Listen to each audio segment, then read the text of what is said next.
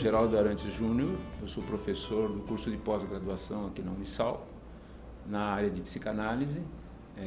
Eu sou psiquiatra também de formação, sou especialista nessa área, já estou aqui no curso já faz mais de 4 anos, trabalho aqui na cidade de Lorena e sou vice-presidente da Associação Vale Paraibana de Psiquiatria. Nós vamos falar algumas coisas hoje sobre um tema que é muito interessante, embora seja um pouco mais difícil, que é a esquizofrenia, mas é uma doença que chama muito atenção porque está crescendo muito, é uma doença que tem um curso preocupante. Então vou falar alguma coisinha sobre a esquizofrenia, sobre 2 aspectos. Primeiro, do ponto de vista psicopatológico, e depois alguma abordagem bem curtinha também a respeito do ponto de vista psicanalítico. A esquizofrenia é uma doença que já existe há muito tempo, há mais de 300, 400 anos a gente já sabe da existência dela, mas ela começou a ser realmente mais valorizada lá pela metade e por final do século XIX, quando Morel falava em demência precoce, porque a esquizofrenia é uma doença que naquela época caminhava para a demência. Então ele cunha esse termo, demência precoce. Mais tarde, depois de uns 20 anos, aí aparece, isso ele falou em 1860, em 1883, vem o Kraepelin, que sintetiza a questão da esquizofrenia de uma maneira muito mais objetiva.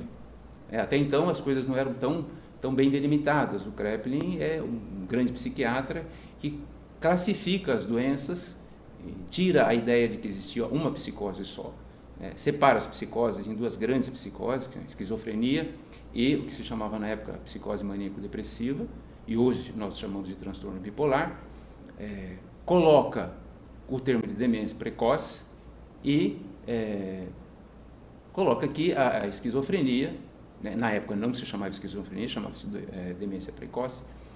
Em 13% dos casos ela tinha um curso benigno, e no resto as coisas eram um pouquinho mais complicadas. 15, 20 anos mais para frente vai aparecer Bleuler, e aí Bleuler faz uma síntese melhor ainda da demência precoce, que agora ele passa a chamar de esquizofrenia, que significa cisão do eu, que é a cisão dos pensamentos, dos afetos, das emoções. E ele fala de aspectos primários e secundários no que diz respeito à esquizofrenia. O que ele diz? São os famosos 4 A's de Bleuler. Ele fala em autismo, ele fala em ambivalência, alteração da associação do pensamento e da afetividade. E coloca como sintomas secundários delírios e alucinações. Os delírios são alterações do juízo, ou seja, é a respeito daquilo que você pensa.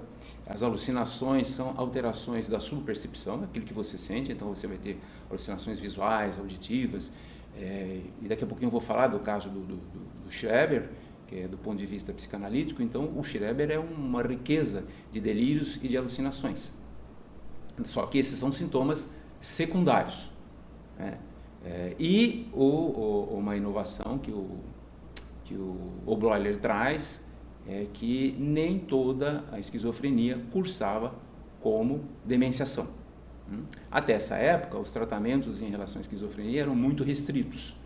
Hoje, ou mais especificamente a partir da década de 1950 para frente, quando foi sintetizada a clorpromazina, o tratamento ficou muito mais eficaz. Então hoje nós temos um arsenal muito grande em termos medicamentosos e mais recursos também em termos de psicoterapia, de psicanálise para tratar das esquizofrenias. Então hoje a gente trata medicamentosamente e trata sob o ponto de vista de uma psicoterapia e de uma psicanálise a esquizofrenia, e o curso é um pouco melhor, mas ainda nós temos grandes preocupações porque não são todos os casos que caminham bem. Voltando um pouquinho antes do que eu estava falando agora, retomando a questão da clínica da esquizofrenia.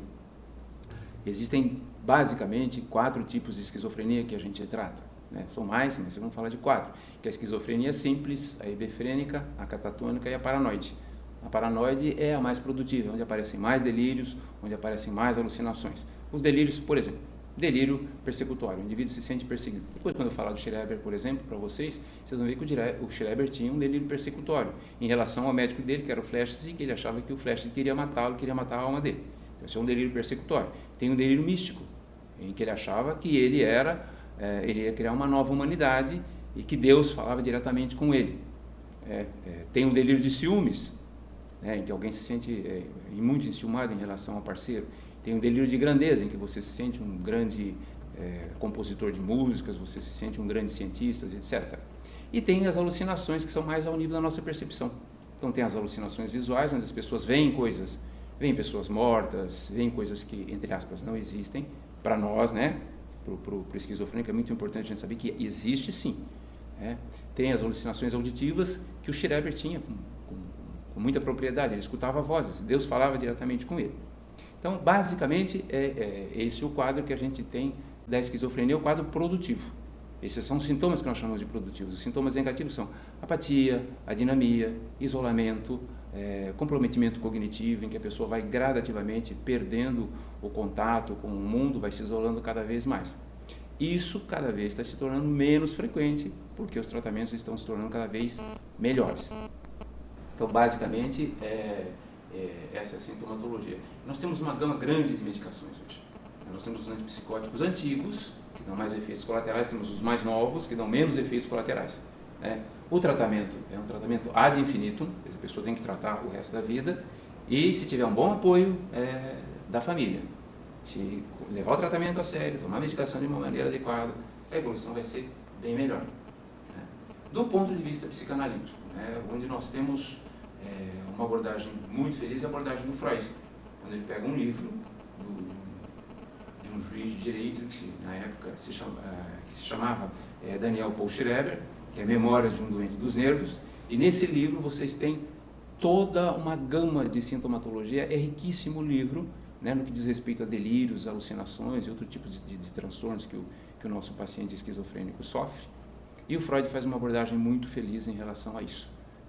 O Schreber, ele, aos 41 anos, ele era juiz da Corte de Apelação da Saxônia, e ele se casou.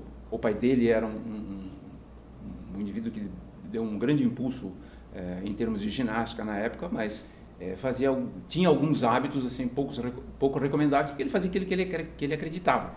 Ele colocava um capacete no filho, esticava as pernas, separava as pernas, se tinha que dormir numa determinada posição, impedia que o filho tocasse nos órgãos genitais. Foi criando uma série de problemas para o Schreber. O irmão mais velho dele, para vocês terem uma ideia, se suicidou. A irmã dele tinha uma doença mental. O pai dele, quando chegou a uma determinada época, morreu. O irmão dele se suicidou. E aí, nessa época, depois um pouquinho mais para frente, quando o Schreber está por volta dos seus 50 anos, ele começa a ser, ele é nomeado o juiz de direito da Corte de Apelação. Ele é o presidente da Corte de Apelação, ou seja, ele assume a função maior. Acima dele não tem mais ninguém. Então, com a morte do pai, que o pai morreu pouco tempo antes, não teve filhos no casamento, até então ele não tinha assumido uma função paterna, ele passa agora a assumir a função paterna, que é o grande problema do esquizofrênico, que ele não tem essa inscrição do pai na cabeça dele. Então, na medida que ele não tem, como diz Lacan, não se instalou a metáfora paterna, a partir desse momento, quando ele tem que assumir uma função importante, que seria quase uma função paterna mesmo, ele entra num surto psicótico, no que hoje nós chamaríamos de esquizofrenia, mas eu estou só dando uma ideia para vocês, na verdade é um quadro de paranoia, que é muito próximo da esquizofrenia. E a partir de então, o Schreber começa a achar, e uma ideia que passa pela cabeça dele, que se ele tivesse um coito como mulher, ele iria sentir muito prazer. E a partir daí as coisas começam a complicar para o Schreber. Ele é internado, fica um tempo no hospital, o Flechsig trata dele, ele se recupera, sai, depois de um tempo ele tem um novo surto, e as coisas começam a piorar progressivamente para ele. Quando o Freud faz uma abordagem, ele vai descobrir algumas coisas interessantes. Ele descobre, por exemplo, o mecanismo da projeção, em que o psicótico ele projeta para fora os sentimentos dele. As coisas não ficam retidas dentro dele. Tudo ele projeta para o mundo externo. Então, aquilo que acontece com ele, na verdade, ele projeta na figura da outra pessoa. O Freud percebe que, e ele começa a elaborar também a questão do narcisismo, ele percebe que o psicótico trabalha muito nessa área do narcisismo. Então, como a libido dele é toda voltada para ele não consegue investir no mundo externo, o Freud acha que fica muito difícil você tratar um esquizofrênico do ponto de vista psicanalítico, que realmente é muito difícil. Mas, como diz o Lacan, a gente não pode ceder à psicose, a gente tem que tratar da psicose.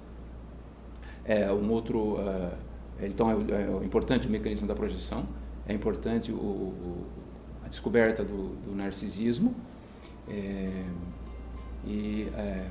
o Freud, em cima disso, o Freud vai elaborar então o caso Schreber, que é um caso interessante, que isso daí, eu não vou contar tudo para vocês, né, para ficar um pouquinho de curiosidade, para vocês saberem como é que é, e aí vocês vão ter que ver isso com a gente no curso, tá ok?